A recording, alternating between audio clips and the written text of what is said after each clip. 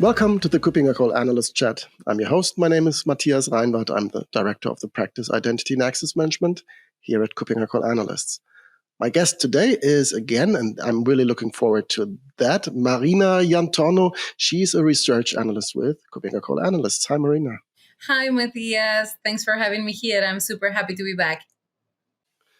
I'm happy to have you back, and we want to continue our discussion about cybersecurity and its relationship towards artificial intelligence / machine learning. And the title for today is The Rise of AI is Revolutionizing Cyber Attacks. So this sounds really interesting. So when we are talking about cyber attacks, how is machine learning and how is AI actually changing cyber attacks? How are the attackers, the bad guys, leveraging machine learning for attack?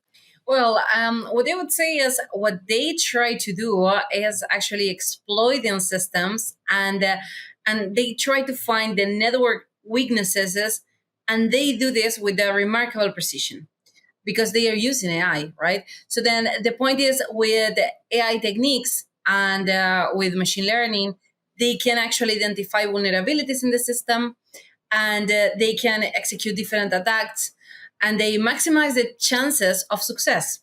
Unfortunately, as we talk about AI for defenders or for cybersecurity professionals, it is also leveraging the attacks as well. So then the point here is AI is also enabling attackers to bypass traditional security measures, and they can have let's say strategies that help them to behave, let's say, as genuine users. And this is the main issue here. So it is very challenging for defenders sometimes to differentiate between regular and malicious activity nowadays. Right. And why is this dangerous? What are the risks behind that? We had a conversation not long time back about the data and what is happening with the bias. So the issue here is that AI is working with data that we are using to train the models. And if there is even a minor modification in the data, it can produce fake results, in the end, because of course there will be a bias, and the result will not be exactly what we want, because the result that we get is according to the data that we use. Now, cyber criminals actually employ reverse engineering to access sensitive information, and then they use these data sets to train the system. Because in the end, this is what they are doing. They are altering the original data that this is used. So then once they gain access, they can manipulate the system, and they can do pretty much everything. For example, nowadays there is a tendency with the deepfakes, and this is a big problem because, when we think about data, people think only about the data set that maybe has, some columns, some rows, and that's it. But the data can be in a form of an image, of a video, of audios. And then if the attackers, they have access to this data, they can create deep fakes, and they can spread misinformation. So then it even could attract people to click on phishing links. So as I mentioned before, the chances to success are actually higher. Right. So these attackers are unhinged using these technologies that are around there. And we talked about regulation regarding the correct use of machine learning around that. But nevertheless, there seems to be quite a danger behind that when it comes to having many attackers and only a few defenders. Is there still hope for us defending against these AI-powered cyber criminals? Of course, of course. So I know that the picture doesn't look really good when we start talking about what the attackers can do, but AI is also presenting a lot of possibilities, for defenders. So we cannot say, okay, no, there is no chance, there is no hope. Here, the point is that AI is assisting, for example, defenders in threat identification, incident response, predictive threat intelligence. So here, the main combination would be human expertise with AI technologies. And this is the way to actually gain this battle. Because in the end, so what we need to remember is that attackers are using AI. So then if defenders are also using AI plus the supervision of humans, it means that this one would be the correct approach, because humans can use their common sense, their logic, and they know the behavior of the users as well, of the system. So then we need to remember that while AI is very powerful and can mimic many different things according to the data that we use to train the machine, it is just a machine, and it cannot really match the creativity of humans. So then I would say that this combination is actually helping nowadays, and it helps defenders to be quicker, and in the responses especially.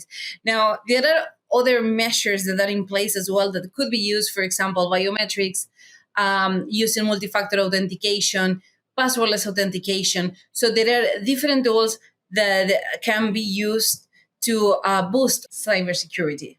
Right. These are the more traditional, although very modern ways of protecting, just on a basis to say, okay, there is no way of getting into the system because we are protecting through MFA, as you mentioned. But I'm interested in this combination of this carbon-based life form and this non-carbon-based life form working together in protecting against AI-driven cyber attacks. What could be more benefits, and where are the areas of applicability? Well, we need to think that machine learning is helping to detect things in real time. So then if we can work with data that is coming in real time, so then the machine can detect different patterns and anomalies very fast, and it provides even automated responses. So then if there are automated responses, so then the defenders can act very fast and efficiently. So then this is actually the main point here. And AI also can assist in identifying new threats, threats that are coming up, because if there is something that is very different or is creating a spike in the data that they are using, or in the patterns that we are actually checking, well, so then it would help organizations to be always one step ahead of the cyber criminals. Right. And we as analysts, we always have to look at things from all sides. Do we add some criticalities, some dangers by adding cybersecurity also into the defender's seat to make sure that we understand that there might be issues also arising from having this combination of carbon and non-carbon based life forms? Well, I would say that there are always limitations, right? So then we cannot use the technology on the way that we think without a limitation or a regulation. Now, the thing is, AI is bringing many, many different benefits. And at the same time, there are different challenges, that are coming with this. It is, not everything is so perfect. So we have also challenges that we have to face. Now, one of the challenges that we have is the possibility for fake results. So if we have false positives or false negatives, so then we could have, for example, let's say excessive alerts, or maybe we can miss some threats, from the perspective of an organization I'm talking. So the point is, what it is necessary is to use accurate information, accurate data, to actually rely on the system. So then if we have precision in the data that we are using, then we can rely on the results, or we can rely even better, because remember, so the human supervision is always necessary, because there are possibilities as well for the attackers to go into the data and make modifications. Now, there are also ethical considerations in place. Matthias, you and I, we had a conversation recently about this, about the ethical issues and the data privacy. So then, organizations, if they're using sensitive data to train the models and even to boost cybersecurity, it is important for them to be transparent with the users, right? Absolutely. And I think this privacy issue is something that needs to be properly taken care of. But overall, I would assume that augmenting the human analyst, security analyst with AI technology in the end really improves the situation by handing over the heavy lifting to machine learning, and then really leveraging the human analyst for the decision-making processes. Would you agree? Will there be benefits from that combination? Yes, absolutely. Because, I would say that one of the concerns is what happens if the machine is actually detecting all the threats, or if we are using just the machines to, uh, analyze what is happening in our cybersecurity system. But the point here is that AI comes to augment human capabilities. So then the strength that we have is that we can use in an organization the human expertise plus the domain of the knowledge plus the critical judgment plus the common sense, along with what the machine is actually providing. So then just an AI system is not capable to actually think about all of it. And the good part is organizations are using AI to actually accompany defenders in the journey. And it is not just to replace them as it is commonly thought, you know? Absolutely. And I said those attackers, they are unhinged. They don't take care of any limitations. They just leverage the technology as is. This is different for us being the defenders against these attackers. We talked about that already, but I think that again, and you've mentioned that already, regulatory, legal implications, they need to be taken into account as well. So is this something that we already see and that is on the horizon for these solutions? Well, so attackers, of course, they will not care about the legal implications, as you said, but the organizations, they must follow them. So I know that it sounds unfair because, on the one hand, we have the attackers that they are doing whatever they consider to actually succeed. And then on the other hand, we we have organizations that they must follow certain regulations. Now, the main aspect that we need to ensure here is that AI is used with responsibility, So then transparency with the users, transparency in explaining the decision making process, because sometimes it is very hard to explain what the algorithm did or why a decision was made. So then it is important to know what the algorithm is actually performing according to the data that was used, having security measures in place, and then I would say that they're always, with the different parts that are, whose data is used to train the models. So then this is a responsible use of AI, and always taking into consideration the regulations, because of course, like, the companies cannot go against that. Here in Europe, we have the GDPR, and in other regions, there are other regulations in place. So then this is something that at the moment of training an AI model in cybersecurity, it is important to consider. Right, but in the end, I don't want to have this sound like attackers use AI, defenders use AI, so it's a fight of AI versus AI on both sides. I think with this rise of AI attacks, there are there other measures that organizations should look into, maybe some good old ones to take into consideration again to improve their security posture. Of course, of course. So it is true that there is a kind of battle, like AI versus AI, plus, the human interaction here in the middle. But at the same time, there are some good practices that were in place, or are in place since a while, and we have to keep on going, especially from an organization perspective. For example, cybersecurity hygiene. This is very important.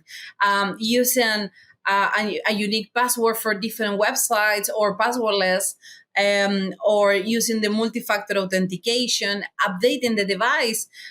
This is something very common, in some organizations. Maybe employees who are not really trained, or they are not really aware, they don't actualize the system, they don't update the system, the device that they are using, and with all versions, it is actually easier for attackers to break in. So at the same time, the emails that we receive, it is very common to receive emails that are in the end phishing. So then it is important to train people who are in organization to detect these things. Being informed is crucial, because the only thing that we need to be hacked, or to be, a threat, is being online. So once you're online, it is visible that you will suffer a kind of attack eventually, or at least attackers will try it, So it's the only thing that is needed. So then having a good cybersecurity training awareness in place, and protecting the passwords using passwordless, as I mentioned, access management. There are different tools that are in place. And of course, um, the use of AI is not replacing what was happening before. It's actually given us another solution, let's say, or another possibility to act faster. Right. And if an unconscious user, an untrained user clicks on a malicious link, in the end, it doesn't matter if it was generated by a person or by a machine learning system. It's a threat and it needs to be detected. And that can be also countered by training. We're finally almost through. Are there some final words that you want to add before we close down?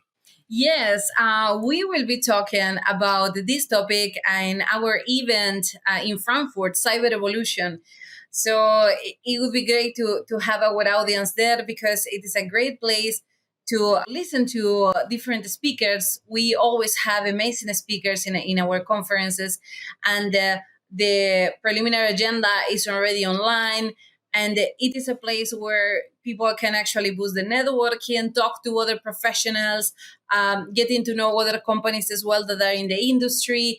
And you and I will be there. So then we are also looking forward to meeting our audience there.